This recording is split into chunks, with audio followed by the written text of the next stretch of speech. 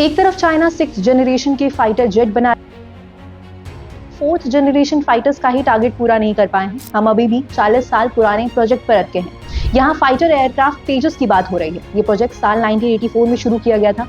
इसके 17 साल बाद 2001 में जाकर तेजस ने उड़ान भरी और इसके बाद भी इंडक्शन में 16 साल और लग गए, यानी कि 2016 में ये एयरफोर्स फ्लीट में शामिल हुआ।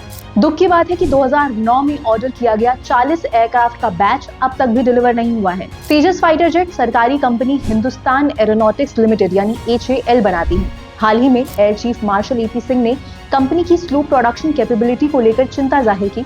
उन्होंने कहा कि इस सेक्टर में कंपटीशन को बढ़ाने के लिए प्राइवेट कंपनियों की एंट्री भी होनी चाहिए। उन्होंने जोर देकर कहा कि डिफेंस एक ऐसा सेक्टर है जहां टाइम बहुत जरूरी है और अगर टाइमलाइन मीट नहीं हो पा रही है तो टेक्नोलॉजी किसी काम की नहीं। अब इंडिया अपने बनाए तेजस को एक्सपोर्ट करने की तैयारी में है, लेकिन ग्लोबल मार्केट में टफ कंपटीशन के चलते एक भी कंक्रीट डील नहीं हो पाई। लेकिन यहाँ बड़ा सवाल ये है कि अगर डील हो भी जाएगी तो क्या HAL एक्सपोर्ट ऑर्डर पूरे कर पाएगा? हाल ही में पड़ोसी देश चाइना ने 2 6th generation stealth fighter jet के ट्रायल किए और बाकी देशों को हैरान कर दिया।